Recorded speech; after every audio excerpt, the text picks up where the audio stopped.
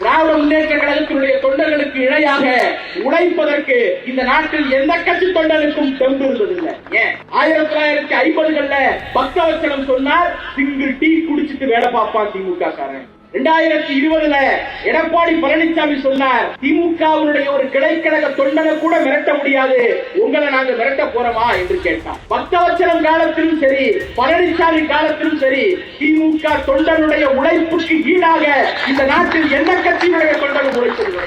இன்றைக்கு முத்துவேல் கருணாநிதி ஸ்டாலின் என்கிற நம்முடைய தலைவர் உழைத்துக் கொண்டிருக்கிறார்.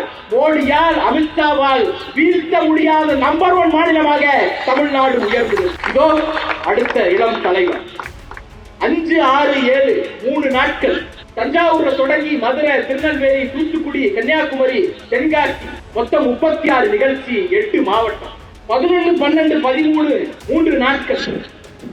சென்னையில தொடங்கி தர்மபுரி, கிருஷ்ணகிரி, திருப்பத்தூர் மொத்தம் 8 மாவட்டம், 34 நிகழ்ச்சி. தேர்தல் தேதி வருதோ இல்லையோ ஒவ்வொரு நாளும் கழக தொண்டர்களை பார்ப்பதற்காக வியர்வையும் ரத்தமாக அவர்கள் முன்னால் போய் இருக்கக்கூடிய தலைவராக, உழைக்கக்கூடிய தலைவராக நம்முடைய இளம் தலைவர் வந்திருக்கிறார்.